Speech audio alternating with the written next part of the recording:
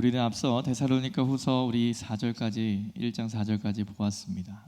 또 오늘은 다시 또 4절부터 읽는 이유가 있는데요. 다시 한번 여러분 본문을 보시면, 오늘 본문은 그러므로 너희가 견디고 있는 모든 박해와 환난이란 말로 시작이 됩니다. 이어 있는 우리 5절에 보면 이는이라고 바울이 말하고 있는데, 이 내용이 바로 우리가 견디고 있는 그 박해와 환난, 이것을 말하고 있다라고 봅니다. 저와 여러분이 또 특별히 데살로니가 우리 성도들이 감당하고 있는 그 어려움들, 예수로 인하여 겪게 되는 그 박해와 환난, 자, 그 모든 것이 바울은 뭐라고 말하고 있냐면, 이것이 하나님의 공의로운 심판의 표시라고 말합니다. 표시. 또한 4절 하반절을 보니까 그 나라를 위하여 너희가 또한 고난을 받느니라. 그 나라를 위하여 우리에게 이러한 고난과 박해가 있다, 이런 말을 하고 있습니다. 사랑하는 성도 여러분, 우리 한국교회가 우리가 말씀을 연구하고 또 성도들에게 가르치면서, 특히 우리가 말씀을 묵상하면서 또 공부하면서 가장 많이 잊어버리는 주제가 있다면, 그래서 우리가 거듭 나누듯이 고난이라고 생각합니다. 성도의 삶에서 고난은 여러분 필연적이라고 볼 수 있지요. 선택이 아닌 필연적으로 우리에게 있게 되는 말입니다. 신약 성경의 어느 본문을 보아도 우리 주님을 믿는 순간부터 우리에게 생겨지는 그 믿음은 반드시 이 고난을 통과하게 된다는 것을 알 수 있죠. 그렇기 때문에 고난이 없는 신앙생활은 불가능하다라고 하는 것이 성경의 결론입니다. 오늘 본문은 성도가, 예수를 믿는 그 한 성도가 이 땅을 살아가면서 겪게 되는 그 고난을 우리는 어떤 눈으로 바라봐야 하는가에 대한 아주 중요한 교훈을 우리에게 말해주고 있습니다. 바로 성도가 땅에서 당하는 그 고난은 바로 하나님의 공의로운 심판의 표시. 표시라고 하는 게, 표라고 하니까 조금 여러분 여러 가지 의미가 있겠지만, 인디케이터라고 해서 표현을 보면서 확인할 수 있는 것이라는 거죠. 그러니까 저와 여러분이 이 땅 가운데 예수로 인하여 당하게 되는 환난과 어려움들을 보면 바로 하나님의 공의로운 심판이 지금 이루어지고 있다라고 볼 수 있다는 겁니다. 하나님의 공의로운 심판의 드러냄이다라고 바울은 말하고 있습니다. 여러분, 세상 사람들은 하나님이 공의롭지 못한 것처럼, 하나님이 의롭지 못한 것처럼, 하나님이 이 세상에는 관심이 없는 것처럼 여기는 사람들이 많이 있습니다. 성도가 이 땅을 살아가면서 당하는 믿음으로 인하여 당하는 고난은 하나님이 살아계실 뿐 아니라 하나님이 얼마나 공의로우신 분인가를 보여주는 표시라고 오늘 본문은 말합니다. 바로 하나님이 성도와 세상에 개입하시는 그 증거가 바로 성도가 고난을 당하는 모습이라고 하는 겁니다. 우리 이렇게 많이 말을 하죠. 하나님 신이 있다면 보여라, 이런 얘기들 많이 하기도 하고요. 예수를 믿지 못하는 분들이 이런 이야기들을 많이 하고, 여러분도 그와 비슷한 기도를 한 분들도 있을 겁니다.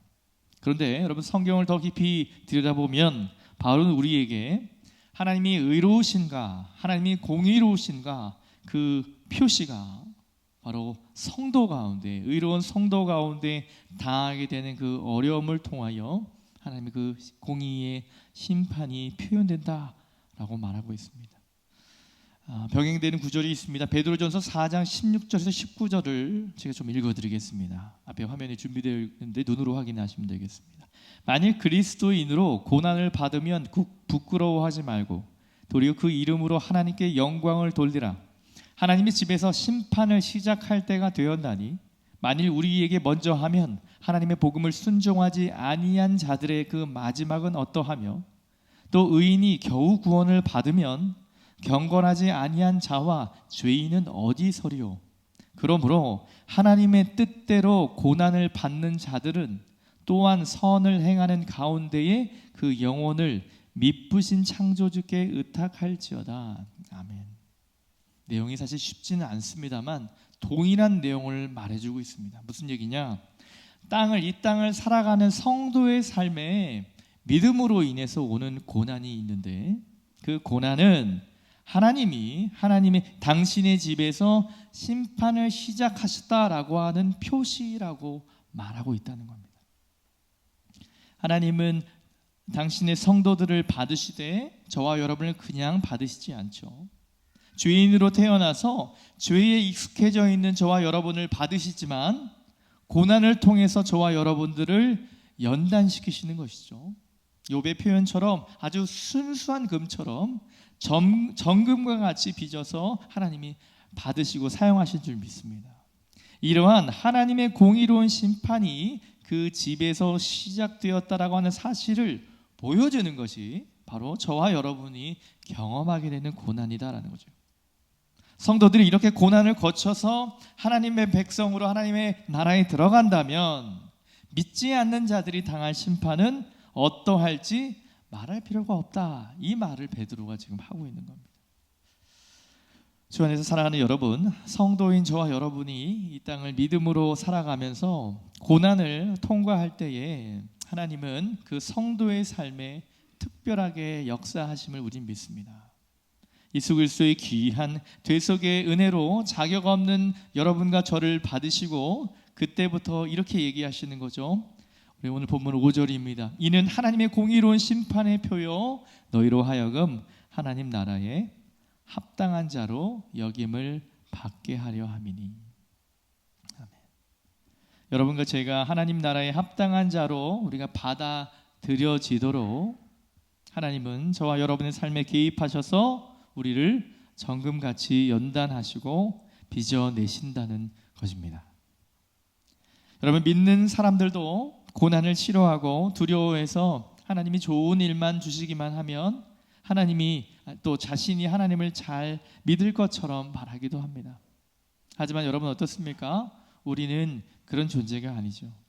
우리가 이미 경험한 것처럼 우리는 좋은 일이 일어나면 금방 어떻게 됩니까? 느슨해지지요. 여러분, 어리석게도 믿음의 귀한 복들을 하나님께 주셨는데 그것을 처음에는 감사의 눈물이 있지만 그 이유는 어떻습니까? 가치롭게 여기지 못하는 우리의 연약함이 있음을 우리는 경험하게 되죠. 그래서 하나님께서는 때때로 어떻습니까? 우리의 삶에 고난을 주시고 고난으로 하여금 우리를 연단하시는 줄 믿습니다. 죄에 익숙해져 있는 우리의 나쁜 습관들을 걸러내시고 하나님의 백성으로 우리를 정금같이 연단시키시는 줄 믿습니다. 이렇게 우리를 새롭게 하시는 중요한 도구가 바로 고난과 이 환난과 핍박인 줄 여러분 믿으시기 바랍니다. 여러분, 우리는 고난이 없으면 하나님의 사람다워지지 않음을 여러분 기억하셔야 합니다. 참된 아름다움이 우리에게 드러나지 않습니다.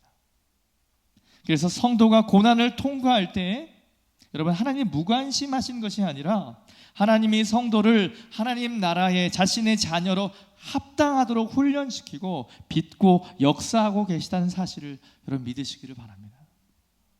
공의로우신 하나님이, 여러분 정말 정의로우신 하나님이 이 세상을 다스리시고 저와 여러분처럼 이 성도들조차도 고난을 통하여 연단되지 않으면 여러분 이 땅에 거룩이 있겠습니까? 이 땅에 정의라고 하는 것이 여러분 있겠습니까? 제가 어제 라디오를 듣다가 한 목사님이 이런 말씀을 하시는 것을 들었습니다. 요즘 기독인들은 많은 것 같은데 착한 기독인들이 줄어드는 것 같다, 이런 얘기를 했습니다. 무슨 말인가 곰곰이 생각해 보니 우리 믿음의 선조들은 여러분 어떻습니까? 예수를 믿으면 진실하고 정직하게 그 일을 하는 것이 아주 당연했지만 지혜로운 세대가 되어버린 요즘 시대는 어떻습니까? 예수도 믿고 세상의 진리 가운데도 명석하게 가는 거죠. 정말 알뜰살뜰 자신이 유익하는 것을 잘 뽑아간다는 그런 얘기를 풍자하는 말이었습니다. 정말 여러분, 저와 여러분 가운데 고난과 연단이 필요 없으십니까? 여러분, 하나님께서는 저와 여러분을 그렇게 빚고 계심을 여러분 인식하시기 바랍니다. 여러분, 지난 세월 동안 우리 한국교회 영적인 나태함이 생긴 까닭은, 특별히 젊은 세대 가운데 이런 나태함이 생긴 까닭은 저는 이렇게 생각합니다. 고난과 연단 없는 구원이 마치 가능한 것처럼 예수를 믿기만 하면 당연히 구원은 우리에게 있는 것이지만 그 이후에 우리의 생각과 우리의 습성대로 살아도 되는 것처럼 말하고 있었던 교육이 우리에게 정말 실제적으로 다가오는 그 어려움에 해석이 안 되는 거죠. 여러분, 예수 믿는 성도의 삶에는 반드시 여러분 고난이 있음을 우리는 경험하게 됩니다. 고난은 여러분을 사랑하지 않으시는 하나님의 표시가 아닙니다. 여러분을 간섭하시고 우리를 정금같이 빚어내시는 하나님의 공의로운 심판의 그 표시임을 여러분 믿으시기 바랍니다. 로마서 5장에 바울은 이렇게 말하죠. 다만 이뿐 아니라 우리가 환난 중에도 즐거워합니다. 왜냐하면 환난이라고 하는 것은 인내는 연단은 소망을 이루는 줄을 알미로다. 무엇이죠? 경험을 제가 했다라는 얘기죠. 우리 믿음의 우리 선배 여러분 신앙의 여정 가운데 그런 경험이 매번 반복되지 않으셨습니까? 네, 당연히 우리 젊은 세대 가운데 여러분 자녀 가운데 예수를 전하고 복음을 전하고 여러분 무엇을 전해야 될까요? 그분이 우리를 연단하시는 그 고난을 전하셔야죠. 우리를 빚어 가신다고, 우리를 훈련해 가신다고 하는 것. 여러분 환난을 통과할 때 여러분과 제 안에 어떤 모습이 드러나게 됩니까? 예수쟁이가 되는 거죠. 절대로 고집이라는 게 있습니다. 여러분 믿음의 선배들 얘기해 보면 절대로 난 예배 빠지지 않아, 이런 고집이 있다 이 말이죠. 이런 것이 무엇입니까? 마치 표현하자면 예수쟁이 같은 모습이 드러나게 되는 거죠.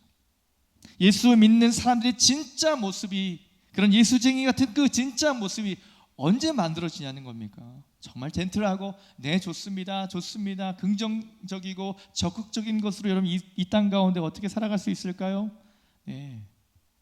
여러분 정말 예수처럼 주님이 원하시는 삶을 살아가기 위해서는 우리 모든 삶 가운데 고난이 있죠. 고난을 통과할 때 우리 삶에 그대로 주님 닮아가는 모습이 조금씩 비춰지는 것을 우리는 부정할 수 없는 것이죠. 여러분 우리 주변에서 고개가 숙여지고 참 저 권사님, 저 목사님, 저 장로님 참 훌륭하신 분이다. 여러분 그런 대부분의 분들이 어떻습니까? 정말 엄청난 고난을 통과하신 분들이죠.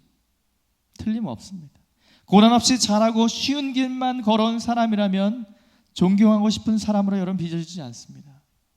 고난을 통과하지 않으면 하나님의 사람다운 모습으로 빚어지지 않습니다. 그렇기 때문에 여러분 성도의 삶에는 고난이 있는 것입니다.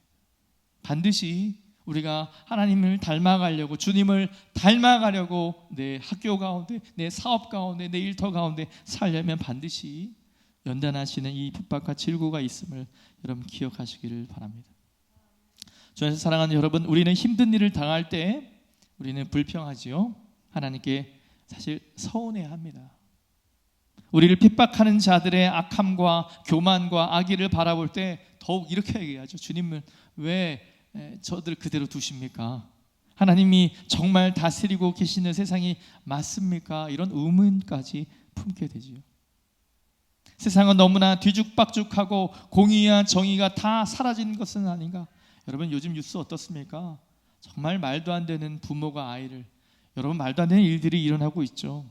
정말 신이 살아계신가라고 하는 질문을 다시 할 법한 시대가 되었습니다. 여러분 그러나 본문은 우리에게 아주 분명하게 말하고 있습니다. 여러분과 제가 지나고 있는 이 고난과 환난 자체가 하나님의 공의로운 심판의 표시일 뿐 아니라 때가 되면 하나님이 어떻게 한다는 것이죠?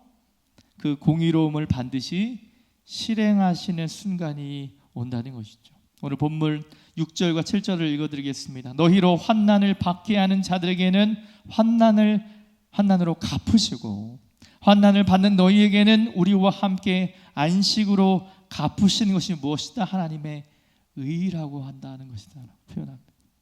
사랑하는 여러분, 우리는 이 짧은 인생을 살아가면서 하나님이 계시다면 정말 세상에 이럴 수 있는가라고 하는 좌절을 몇 번씩 경험하며 살아가지만 성경은 우리에게 분명한 메시지를 던집니다. 우리가 살아가는 이 세상이 저와 여러분이 경험하는 전부가 아니라는 것입니다. 눈에 보이지는 않지만 오고 계시는 분이 있는 것이요. 또 오고 있는 그분의 나라가 있고 눈에 보이는 우리의 경험이 모든 것이 아니라고 하는 것을 성경은 말해주고 있죠. 그렇기 때문에 우리는 다시 한번 우리의 저와 여러분의 경험으로 모든 것을 평가하려고 하는 그 교만을 멈추라고 주님은 말해주고 있습니다. 이 세상을 살아가면서 세상이 너무 불의하다, 의롭지 못하다고 느낄 때 여러분 그것이 전부가 아님을 말해주십시오. 하나님이 통치하시는 세계가 분명히 오고 있는 줄 믿습니다. 그리고 한 걸음 더 나아가서 환난을 당하게 하는 자, 뭐냐면 의인에게, 성도에게 환난을 가하는 그 대상을 말해요. 뭐 원수라고 생각해도 좋겠습니다. 환난을 당하게 하는 그에게 반드시 주님이 환난으로 리페이 하신다, 갚으시는 하나님의 그 의가 실현되는 순간이 올 것임을 여러분 믿으시기 바랍니다. 여러분 세상의 어떤 구조도 이 의를, 정의를 온전히 실현할 수 없습니다. 이 땅에 있는 어떤 구조도 정의를 실천할 수 있고 실현할 수 있는 완전한 구조는 어디에도 없습니다. 하지만 하나님의 때가 오고 있다고 성경은 말하죠. 악인들이 그 악한 중에 멸망하지 않고 아직도 심판이 시행되지 않는 것은 하나님의 인내하심과 오래 참으심이지 하나님이 의롭지 않기 때문이 아닌 것이죠. 여러분 반드시 그때가 올 것임을 기억하시기 바랍니다.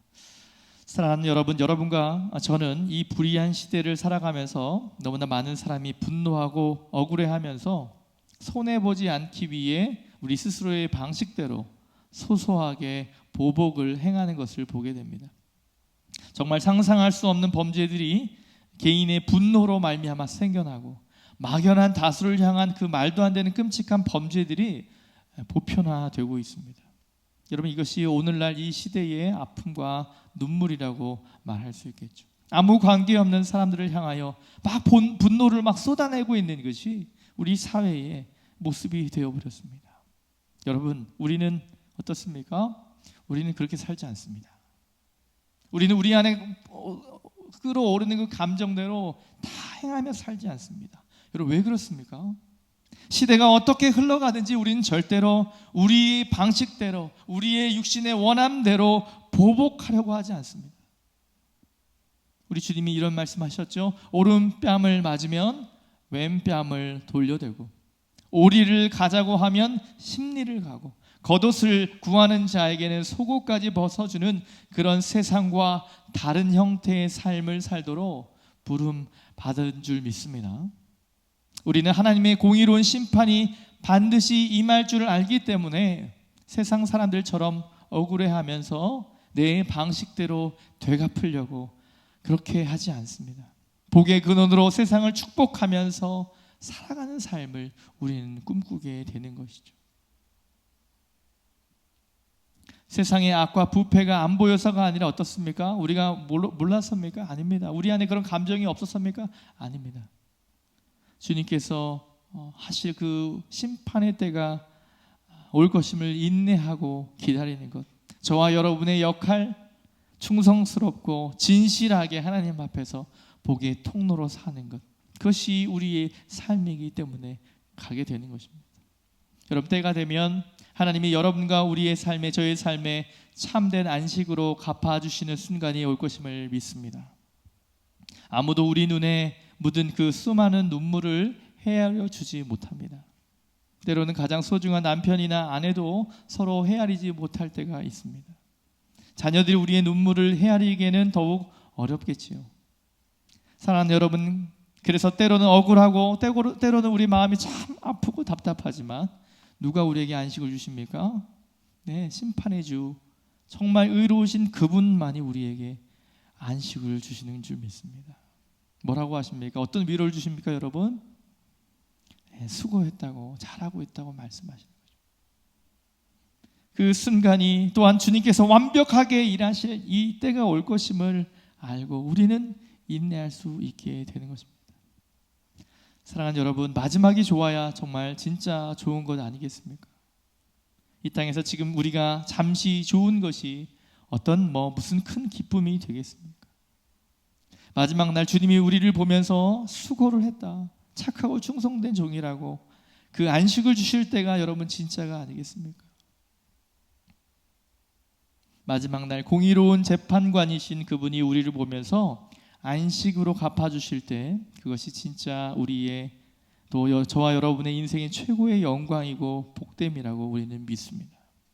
그럼 오늘 본문 7절 8절을 보시면 환난을 받는 너희에게는 우리와 함께 안식으로 갚으시는 것이 하나님의 공이시니 주 예수께서 자기의 능력의 천사들과 함께 하늘로부터 불꽃 가운데 나타나실 때에 하나님을 모르는 자들과 우리 주 예수의 복음에 복종하지 않는 자들에게 형벌을 내리시리니. 아멘. 여러분, 그때는 주 예수께서 자기의 능력의 천사들과 함께 하늘로부터 불꽃 가운데에 나타나실 때라고 말해요. 그런데 여기서 좀 독특한 표현이 있습니다. 이 나타나실 때라고 하는 표현이 조금은 유의미한 단어입니다. 일반적으로 주님께서 그때 오시겠다라고 하는 말을 하는데 왜 나타나실 때라고 했어요? 이 단어는 언어로 보면 여러분 이 계시록에 있는 그 말씀 계시, 그러니까 감춰 있던 것이 드러나다라고 하는 그 단어를 썼어요. 그럼 이렇게 번역을 해야 됩니다. 주님께서 감춰 계시다가 이제 완벽하게 자신의 모습을 드러내게 되신다. 여러분, 이것은 그 드러내 우리에게 안 보였던 것, 정말 우리가 답답하고 우리가 그렇게 했던 것을 주님께서 그날에 어떻게 해요? 다 보여주시겠다라고 하는 말이 강조된 거죠. 여러분, 종말의 그 복된 날이 올 때, 그 날이 오면 주님께서 우리에게 밝혀 드러내 주신다는 거예요. 무엇을 나타내시는 거죠? 하나님의 얼마나 공의로우신지 우리 눈앞에 다 보여주시겠다는 거예요.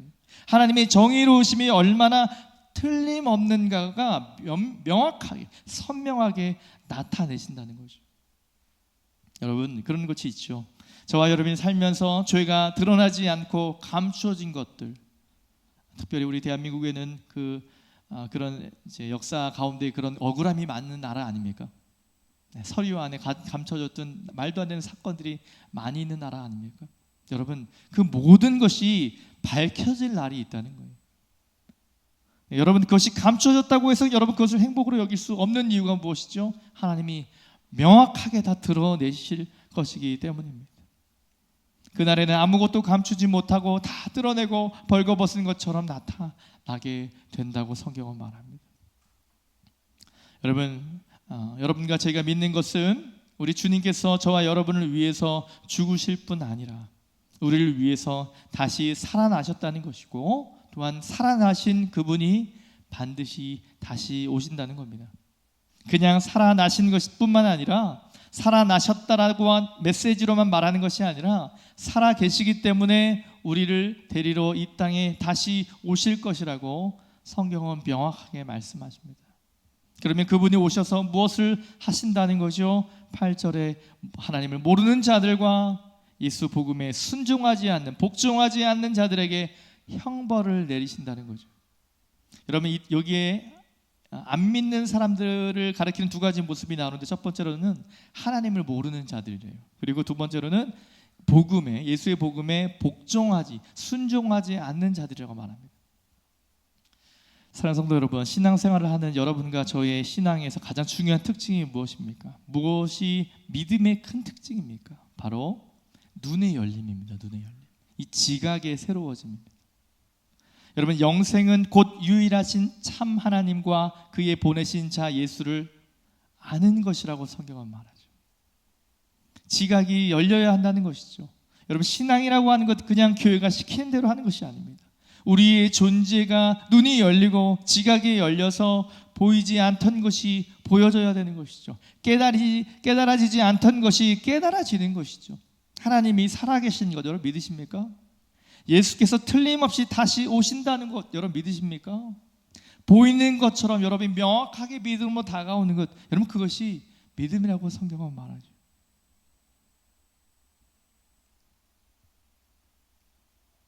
사랑하는 여러분, 저는 오늘날 한국교회에 어려움이 있다면, 문제가 있다면 그것은 우리 교회 지도자들의 윤리적인 타락이라고 생각하지 않습니다.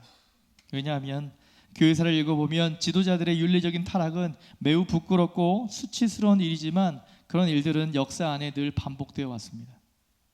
바람직한 일은 절대로 아니지만 그것은 늘 있어 왔던 일입니다.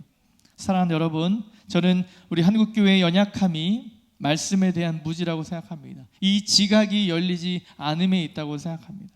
그래서 믿지 않는 자들이 가치롭다고 여기는 것, 예수를 모르는 자들이 가치 있다고 하는 것을 우리도 가치 있는 것으로 생각하게 되고요, 믿지 않는 자들이 중요하다고 여기는 것을 우리도 중요하다고 여기기 때문에 저는 이것이 세상으로부터 교회가 지탄을 받고 있는 이유라고 생각합니다. 사랑하는 성도 여러분, 하나님은 당신을 모르는 자들을 심판하신다고 말씀하셨습니다. 그 모름을 그냥 하나님을 안 믿고 교회를 안 다니는 것으로만 생각하면 안 되죠. 눈이 열려 아는 일이 우리의 삶에, 여러분의 삶에 일어나고 계십니까? 정말 복음이라고 하는 이 가치가 저와 여러분의 삶에 진지하게 다가오는 모습들이 여러분 있으십니까? 이 세상과 다른 가치로 세상을 보는 것이 여러분에게 일어나고 있습니까? 하나님을 보고 나를 보는 그 알미 저와 여러분의 삶에서 여러분 경험되고 있습니까? 사랑하는 지체들 그저 그들의 학벌이나 신분이나 연봉이나 어떤 그런 것들로 평가하는 무지하고 어리석은 세상에서 우리는 과연 다른 기준으로 사람을 보는 것이 어떤 말인지 여러분 이해하십니까? 한 생명을 보배같이 여기는 그 귀한 아버지의 마음으로 정말 하나님의 눈으로 이웃을 여러분 보고 계십니까? 저는 수많은 한국교회의 성도들이 성경이 말하고자 하는 진리를 아는 눈이 열리지 않아서 이 시대의 젊은 세대가 그렇게 아프다고 저는 생각합니다. 여러분, 정말 아는 사람은 어떻게 하지요? 정말 그게 중요한지 알면 여러분 순종하게 됩니다. 여러분, 믿음의 큰 이 지계석이 그거지 않습니까? 말씀이 떨어지면 순종하는 거 아닙니까? 여러분, 많은 우리 믿음의 선배들은요, 기도해야 됩니다. 그럼 기도하세요. 뭐 너무 당연한 얘기를 하니까 그렇죠. 그런데요, 조금만 교만한 사람들은요, 기도하세요. 그러면 내가 왜 기도해야 됩니까? 이렇게 순종하지 않게 되는 거죠. 여러분, 이 명확한 진리가 거기 안에 있습니다. 여러분, 아는 사람은요, 이 진리를 아는 사람은 순종할 수밖에 없습니다. 하지만 많은 사람이 아는데도 안 된다라고 말하죠. 물론 우리 안에 알아도 그렇게 사라지지 않는 부분도 있습니다. 그럼에도 아는데 안 되면 여러분 어떤 반응이 나옵니까? 여러분, 아는데 기도해야 되는 거 아는데 주님만 의지해야 되는지 아는데 잘 안 될 때 여러분 무엇이 여러분 안에 나옵니까? 답답하죠. 그리고 뭐가 나옵니까? 탄식하게 됩니다. 주님, 제가 왜 이럴까요? 여러분, 아는데 안 된다고 말하고 그냥 지나가고 포기하는 우리 젊은 세대에게 여러분 꼭 던지셔야 돼요. 아빠도 그랬어, 나도 그랬어. 하지만 더 매달려야 된다고 말하는 거죠. 여러분, 산상설교에서 여러분 애통하는 자가 복이 있나, 여러분 이 뜻이 무엇인지 아십니까? 이 애통은 큰 슬픔을 말하는 거거든요. 큰 슬픔. 여러분, 그 애통이 여러분에게 무엇입니까? 이 애통은 죄를 거슬러 가지 못하는 자신의 한계를 아는 슬픔입니다. 내 순종해야 되는 건 아는데, 이해하고 용서해야 되는 건 아는데 그러지 못하는 자신을 바라보며 탄식하는 그 한계의 눈물, 그게 뭐예요? 복이 있다는 거예요. 그는 순종의 사람이 될 것이고요, 예수 그리스도의 십자가의 삶이 뭔지 깨닫게 될 것이기 때문입니다. 사랑하는 성도 여러분, 삶은 저절로 사라지는 것이 절대로 아니죠. 아는데 안 된다고 말하고 그냥 지나갈 수 있는 것이 아니죠. 안 되기 때문에 어떻습니까? 우리는 울고 아파합니다. 그렇게 주님 앞에 간청하며 탄식하며 나아가면 주님의 위로가 있는 것이죠. 그 위로가 있으면 어떻게 되죠? 내 삶을 살 용기가 또 생겨나게 돼요. 주님, 저는 하루도 살 수 없습니다. 제 안에 이런 많은 탐욕이 너무나 많습니다. 주님 뭐라고 하시죠? 그냥 내려놓으라고 얘기하시죠. 그리고 어떻게 해요? 살아가라고 얘기하시죠. 여러분, 주님이 주시는 위로와 그 용기로 사는 삶, 어찌 교만할 수 있겠습니까? 어찌 나의 것이 어떤 것이라고 말할 수 있겠습니까? 여러분, 그렇게 사는 인생 가운데 정말 그리스도의 복음과 향기가 그의 삶 가운데 머물지 않겠습니까? 여러분, 아는데 그렇게 살지 못하는 것이 문제가 아니라 사실 모르는 것이 문제입니다. 사랑하는 여러분, 이런 자들에게 임할 심판이 무엇입니까? 오늘 구절을 한번 보십시오. 이런 자들은 주의 얼굴과 그의 힘의 영광을 떠나 영원한 멸망의 형벌을 받으리로다. 이런 자들은 영원히 멸망받을 것입니다. 구주가 오셔서 심판을 행하실 때는 두 번째 기회가 없다고 성경은 말하죠. 주님이 다시 오셔서 심판하시면 그것은 영원한 것이죠. 여러분, 이 형벌은 영원한 형벌인데 두 가지를 표현하는데, 주님의 얼굴로부터 영원히 떠나는 것이라고 말했고요, 또 힘의 영광을 영원히 떠나는 것이라고 말합니다. 여러분, 마태복음 5장에 보면 산상수훈에서 주님이 이런 말씀을 하십니다. 마음이 청결한 자는 뭐를 본다고 말하죠? 하나님을 볼 것이라고 말했어요. 여러분, 하나님을 뵈는 것은 정말 우리의 인생의 가장 큰 복인 줄 믿습니다. 세상은 돈이나 명예나 이런 것들이 있어야 행복하다고 말하지만, 저와 여러분 언제 가장 행복합니까? 우리 인생의 목적을 반드시 분명하게 깨달을 때고 주의 얼굴이 우리 가운데 있을 때 우리는 참 행복을 느끼게 되는 것이죠. 사랑하는 여러분, 하나님을 예배하고 찬송하고 영화롭게 하는 것을 여러분 우리는 그날에 보게 되는 것이죠. 정말 주님을 믿고 그렇게 사는 백성은 우리에게는 어떤 은혜가 있는 거죠? 주의 얼굴을 보게 되는 거죠. 인생 최고의 영광과 복됨. 여러분과 저처럼 티끌 같은 인생들이 하나님을 아버지라 부르고 하나님 앞에서 마음을 쏟아서 기도하고 하나님 앞에서 주시는 그 은혜를 기억하며 감사하는 것. 여러분, 이것을 깨닫는 것이 세상을 살면서 할 수 있는 최고의 특권이고 영광인 줄 믿습니다. 여러분, 마지막 심판은 그 아버지의 얼굴로부터 멀어지는 것이라고 말했습니다. 다시는 예배하는 자리에 갈 수 없어요. 그분의 얼굴로부터 나오는 모든 자비와 긍휼과 사랑이 전혀 끊어져서 버림받게 되는 것. 사랑하는 여러분, 오늘 말씀을 정리하겠습니다. 오늘 우리가 사는 이 시대는 몹시 불의하고 사람들은 더 이상 하나님의 심판을 두려워하지 않습니다. 불의가 반복되고 죄가 반복되기 때문에 하나님의 심판을 더 이상 생각하지 않는 이 패역하고 어리석은 세대에, 성도로서 여러분과 저는 하나님의 공의로운 심판이 무엇인 줄 알고, 여러분, 저와 여러분의 삶 가운데 있는 그 고난과 환난 가운데 하나님 면전에서 우리를 안식으로 받아주실 그 주님을 기대하는 여러분 되시기를 주님의 이름으로 축원합니다. 사랑하는 여러분, 믿음으로 신실하게 귀한 길을 걸어가시기 바랍니다. 때론 주님이 고난을 주실 것이고 어려움이 있을 것입니다. 하지만 믿음의 선배 여러분, 그렇게 걸어오시던 그 고난의 길을 여러분 다음 세대에게 보여주시고 고난을 통과하는 믿음의 걸음을 걸어가시기를 주님의 이름으로 축원합니다. 변화가 가능한 순간에 참된 변화가 우리의 모든 삶에 임하게 되는 놀라움을 기대하며 오늘도 전진해 나간 저와 여러분 되기를 주님의 이름으로 축원합니다.